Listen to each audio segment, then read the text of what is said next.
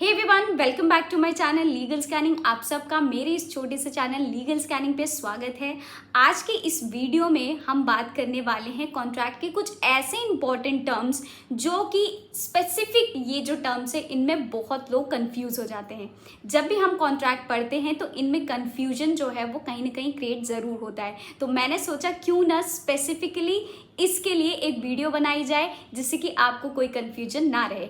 तो इस वीडियो में हम उसको पढ़ेंगे, जानेंगे, समझेंगे विद एग्जांपल्स। ठीक है, तो चलिए करते हैं स्टार्ट। आज हम डिस्कस करने वाले हैं वॉइड एग्रीमेंट्स क्या होते हैं, वॉइड कॉन्ट्रैक्ट क्या होता है, वॉइडेबल कॉन्ट्रैक्ट क्या होता है, वैलिड कॉन्ट्रैक्ट क्या होता है। ठीक है, इन सारे टर्म्स के बारे में हम करने वाले हैं डिस्कस। तो चलिए फटाफट से करते हैं इस वीडियो को स्टार्ट। सबसे पहले हम जानेंगे क्या होता है वॉइड एग्रीमेंट। ठीक, वॉइड एग्रीमेंट क्या होता है? ये जो एग्रीमेंट होता है फ्रॉम द वेरी बिगनिंग क्या होता है? वॉइड होता है, व्यर्थ होता है। ठीक है, from the very beginning void एब इनिशियो होता है। वॉइड एब इनिशियो का मतलब फ्रॉम द वेरी बिगनिंग ये क्या होता है? ये वॉइड होता है। इसमें जब इस एग्रीमेंट में जब आप एंटर करते हैं तो ये जो एग्रीमेंट होगा आपका, ये क्या होगा? अनएनफोर्सिएबल होगा, अनलॉफुल होगा। कैसे इसको समझेंगे? चलिए एक एग्जांपल ले लेते हैं। मान लीजिए कि आप स्मगलिंग में एंटर कर रहे हैं। ठीक है, स्मगल कर रहे हैं किन्हीं चीज़ों का। तो स्मगलिंग क्या है? इलीगल है, अनलॉफुल भी है। और क्या ये इन्फोर्सिएबल है लॉ के द्वारा? नहीं, ये अनइन्फोर्सिएबल है। तो इसलिए इसे एग्रीमेंट कहा गया है। ठीक है, तो ये जो एग्रीमेंट होता है वो पहले से ही वॉइड होता है। अगर जैसे ही आप इसमें एंटर करते हैं वो तभी से वॉइड होता है, क्योंकि स्मगलिंग क्या है? इलीगल है। और इलीगल चीज़ों को जो लॉ होती है, कानून जो होती है, वो इन्फोर्सिएबल नहीं करती है। समझ में आ गया? आई होप कि आपको क्लियर हो गया होगा कि वॉइड एग्रीमेंट क्या होता है। अब अगर आप ऐसे एग्रीमेंट में एंटर करते हैं तो इसमें क्या होता है? अगर आप कोर्ट जाते हैं तो आपको कोई भी लीगल रेमेडी नहीं प्रोवाइड की जाएगी। अगर मान लीजिए आप स्मगलिंग में एंटर कर लिए, ठीक है, अब आपको पैसे नहीं मिले, उस चीज़ के पेमेंट आपको मिला नहीं, आप क्या कोर्ट जाएंगे? अगर आप कोर्ट जाते हैं तो वहाँ पे आप कहते हैं कि मुझे रेमेडी चाहिए, कॉम्पनसेशन दो मुझे, तो आपको कोर्ट वहाँ से तुरंत जेल भगा देगा। वो बोलेगा कि क्या ये आप कर रहे हैं, जो स्मगलिंग का काम कर रहे हैं, क्या वो लीगल है? वो आपको ये क्वेश्चन पूछेगा जरूर। ठीक है, तो इसीलिए जो वॉइड एग्रीमेंट्स होते हैं वो वॉइड एब इनिशियो होते हैं। ठीक, आते हैं हम अपने दूसरे कॉन्सेप्ट पे, that is void contract. Void contract क्या होता है? वॉइड कॉन्ट्रैक्ट्स जो होते हैं वो पहले, ठीक है, अर्लियर स्टेज पे वो क्या थे? वैलिड थे। ठीक है, वैलिड कॉन्ट्रैक्ट क्या होते हैं? जो कि एनफोर्सिएबल हो लॉ के द्वारा। ठीक, तो वो पहले तो वैलिड थे, लेकिन आफ्टर सम टाइम कुछ लॉ आने के बाद से वो क्या हो गए? अनएनफोर्सिएबल हो गए। ठीक है, अनएनफोर्सिएबल मतलब कि वो सीज कर दिया गया, एनफोर्स करने से मना कर दिया गया। ठीक है, किसी लॉ के द्वारा।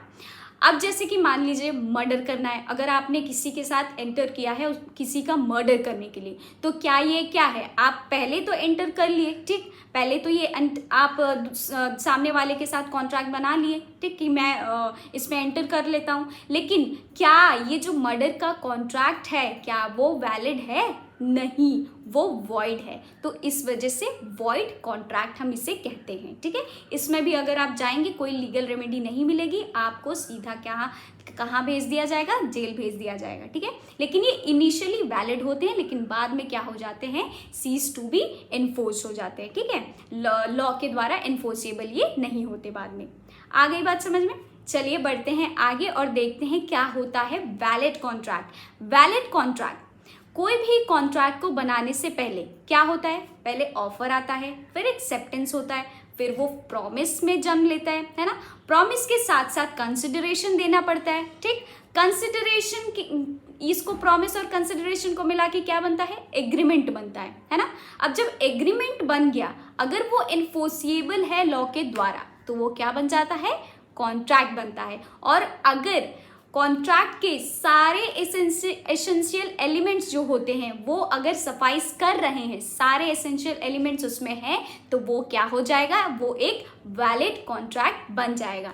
सबसे इजी जो होता है वो वैलिड कॉन्ट्रैक्ट ही होता है। ठीक है, आगे बात समझ में? तो इसमें कुछ जानने की जरूरत नहीं है। ठीक है, ए ने बी को क्या किया, ए को खरीदना था बी की कार को, ठीक है, उसने पहले ऑफर दिया, बी ने एक्सेप्ट कर लिया, ठीक है। अब दोनों क्या हो गए, बाइंड हो गए इसको क्या करने के लिए, प्रॉमिस, दोनों की तरफ से ये एक तरह से प्रॉमिस हो गया, है ना। अब क्या होगा, ए को बी को कंसिडरेशन देना पड़ेगा, अब तब जाके बी अपनी कार देगी, ठीक है। अब ये एक एग्रीमेंट में एंटर कर लिए। अब ये जो कार का लेन देन है, पैसे का लेन देन है एक दूसरे से, वो एनफोर्सिएबल है लॉ के द्वारा, यस इट इज एनफोर्सिएबल, और इस वजह से ये क्या बन जाएगा, एक कॉन्ट्रैक्ट बन जाएगा, मतलब वैलिड कॉन्ट्रैक्ट। जो सारे एसेंशियल एलिमेंट्स होते हैं कॉन्ट्रैक्ट के, अगर वो क्या करता है, वो उसको परफॉर्म करता है, तो वो एक वैलिड कॉन्ट्रैक्ट बन जाता है।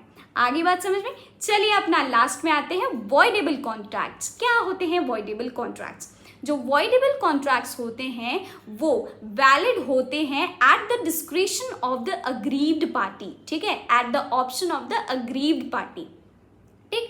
अब जो अग्रीव्ड पार्टी है उसके ऊपर डिपेंड करता है, ठीक है, वॉइडेबल कॉन्ट्रैक्ट पहले ही वैलिड होते हैं, ठीक है, वैलिड होते हैं, लेकिन at the option of the other party, मतलब other in the sense aggrieved जो पार्टी होगा उसके ऑप्शन पे होते हैं, ठीक। अगर वो चाहे तो इस कॉन्ट्रैक्ट को रिसेंड भी कर सकता है, मतलब कैंसिल भी कर सकता है, और अगर वो चाहे तो इस कॉन्ट्रैक्ट को एक्सेप्ट भी कर सकता है।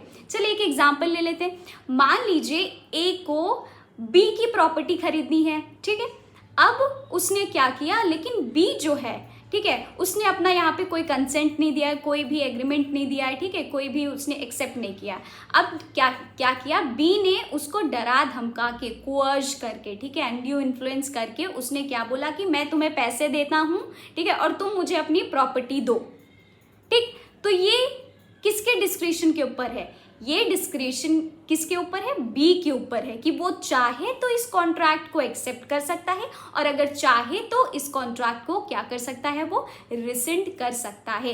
ये डिपेंड करता है किसके ऊपर, अग्रीव्ड पार्टी के ऊपर डिपेंड करता है। तो ये हो गया हमारा वॉइडेबल कॉन्ट्रैक्ट। आशा करती हूँ कि आपको ये जो पूरे जो टर्म्स है मैंने पढ़ाए हैं, जो समझाए हैं, आपको समझ में आ गया होगा विद एग्जाम्पल्स। मिलते हैं हम अपनी अगली वीडियो में। टिल देन आप अपना ध्यान रखिए, और प्लीज़ अगर आपको मेरी वीडियोस अच्छी लगती है, इन्फॉर्मेटिव लगती है, प्लीज़ लाइक करें, शेयर करें, और मेरे इस चैनल लीगल स्कैनिंग को ज़रूर सब्सक्राइब करें, और कमेंट करें कि आपको मेरी वीडियोस कैसी लग रही हैं। अगर आपको कोई टॉपिक ऐसा लगता है कि मुझे बताना चाहिए आपको, तो वो भी आप बता सकते हैं, ठीक है। Till then bye bye, take care, मिलते हैं हम अपनी अगली वीडियो में। तब तक के लिए आप अपना ध्यान रखिए, बाय।